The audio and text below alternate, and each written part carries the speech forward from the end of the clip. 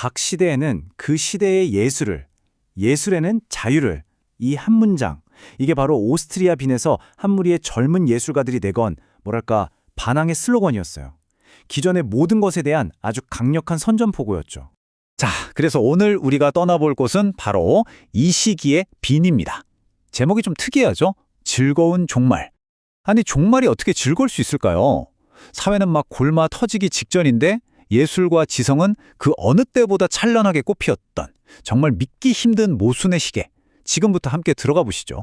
네, 그래서 오늘은 총 6개의 막으로 이 도시의 드라마틱한 변화를 따라가 볼 겁니다. 처음엔 이 화려한 황금빛 세장에서 시작해서요. 벌거벗은 진실을 마주하고 인간의 정신의 지도를 그려봅니다.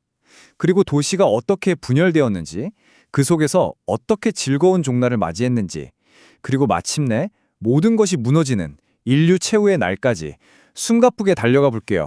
자, 첫 번째 막입니다. 황금빛 세장, 아버지들의 세계. 먼저 이 모든 이야기의 배경이 되는 19세기 말의 빈으로 가볼게요. 당시 기성세대, 그러니까 아버지들이 만들어 놓은 세상이죠. 그 무대 중심에는 링슈트라세라는 거리가 있었습니다. 정말 화려하고 웅장했는데 뭔가 좀 인공적인 느낌이 강한 곳이었어요. 당시 비평가들은 이 도시를 보고 포템킨 도시라고 불렀어요. 이게 무슨 뜻이냐면 겉만 번지르르하게 꾸며놓은 가짜 마을이라는 거죠.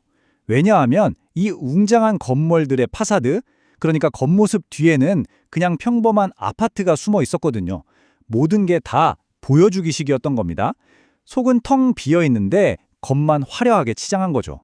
이 표를 보시면 그 보여주기가 얼마나 치밀했는지 알 수 있어요.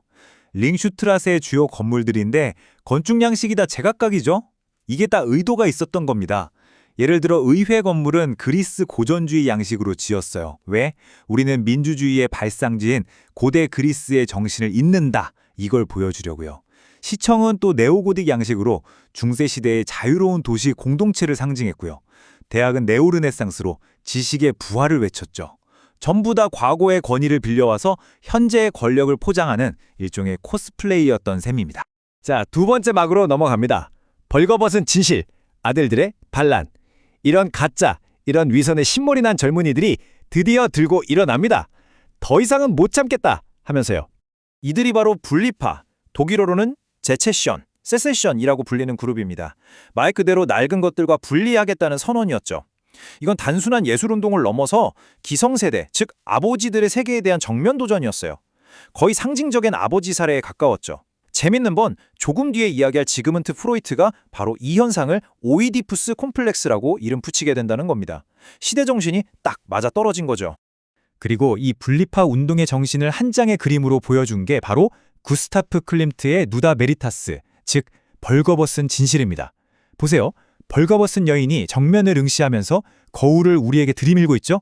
이건 이제 그만 장식하고 꾸미고 당신들의 진짜 모습을 좀 파 하는 아주 도발적인 메시지였어요. 이게 바로 분리파의 핵심 사상이었습니다. 자, 세 번째 막입니다. 정신의 지도, 프로이트 혁명. 예술계에서만 이런 혁명이 일어난 게 아니에요. 바로 같은 시기, 같은 도시, 빈에서 인간의 마음속을 뒤집어 엎는 또 다른 혁명이 조용히 진행되고 있었습니다.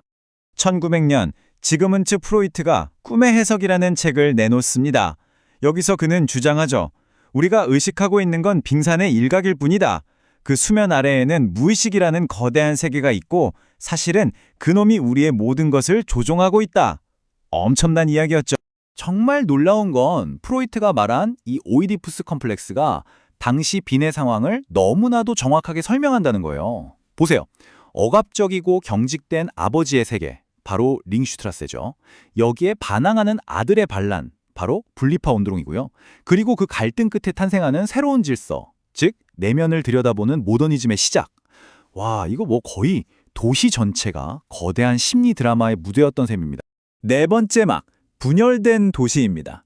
이런 예술과 정신의 대립은 당연히 도시의 현실, 그러니까 정치나 도시계획 같은 분야에서도 고스란히 드러났습니다. 도시를 어떻게 만들어야 할 것인가를 두고 두 명의 거장이 맞붙었어요. 오토 바그너는 도시는 앞으로 자동차와 전차가 달리는 효율적인 통로가 되어야 한다고 주장했죠. 미러지향적이고 기능적인 비전이었어요. 반면에 카밀로 지테는 아니다. 도시는 인간들이 만나고 소통하는 아늑한 광장이어야 한다. 라면서 과거 중세 도시의 낭만을 되찾자고 했죠. 미래냐, 과거냐, 효율이냐, 인간미냐 이 두 가치가 아주 팽탕하게 맞선 겁니다. 정치판은 더 심각했습니다. 겉보기엔 예술과 낭만의 도시였지만 그 밑에서는 아주 위험한 단층선들이 꿈틀거리고 있었어요. 카리스마 넘치는 시장이었던 카를 로에거는 대놓고 반유대주의를 선동해서 인기를 끌었고요. 여기에 충격을 받은 언론인 테오도르 헤르칠은 우리 유대인들의 나라를 세워야 한다면서 시오니즘을 창시합니다. 한편에선 빅토르 아들러 같은 사회주의자가 노동자들의 권리를 위해 싸우고 있었죠. 정말 아슬아슬한 공존이었습니다. 자, 5번째 막.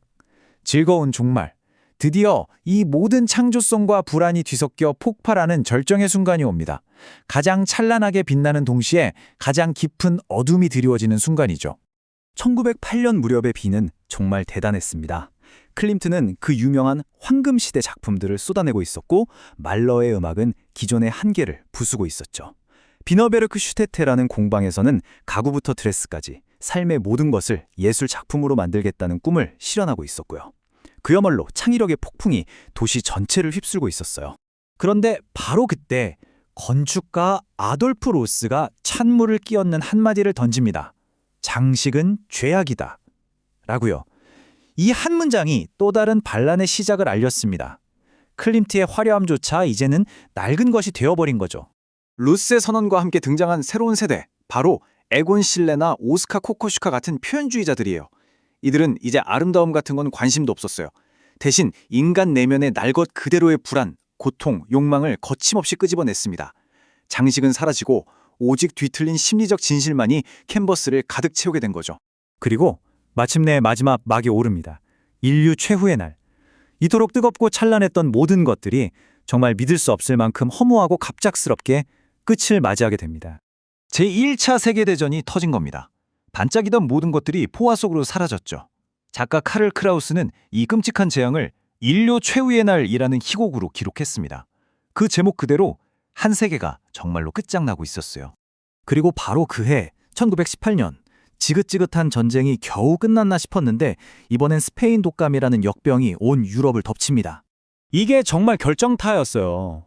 오토 바그너, 콜롬만 모저, 에곤 실레, 그리고 구스타프 클린트까지 빈의 모더니즘을 이끌었던 거장들이 약속이나 한 것처럼 바로 이 1918년 한 해에 모두 세상을 떠납니다. 이건 그냥 몇몇 인물의 죽음이 아니었어요. 한 시대가 통째로 막을 내린 겁니다. 클림트가 죽기 직전까지 그리던 마지막 그림이 바로 아담과 이브입니다. 미완성으로 남았죠. 근데 이 그림을 보면 참 묘해요. 모든 것이 죽어가는 폐허 속에서 새로운 생명이 태어나는 것 같거든요. 프로이트의 용어를 빌리자면 죽음의 충동인 타나토스에 맞서 끝까지 살아남으려는 생명의 충동, 에로스의 승리를 보여주는 것 같기도 하고요. 그래서 마지막 질문은 이것입니다. 이 거대한 죽음으로 모든 것이 산산조각 난 세상에서 살아남은 생명은 과연 어떤 새로운 진실을 만들어낼 수 있을까요? 벌거벗은 진실을 찾겠다며 시작했던 이 여정의 끝에서 우리는 이 무거운 질문과 마주하게 됩니다. 어쩌면 이것이야말로 그토록 특별했던 도시 20세기 초의 빈이 우리에게 남긴 가장 중요하고도 복잡한 유산이 아닐까 싶습니다.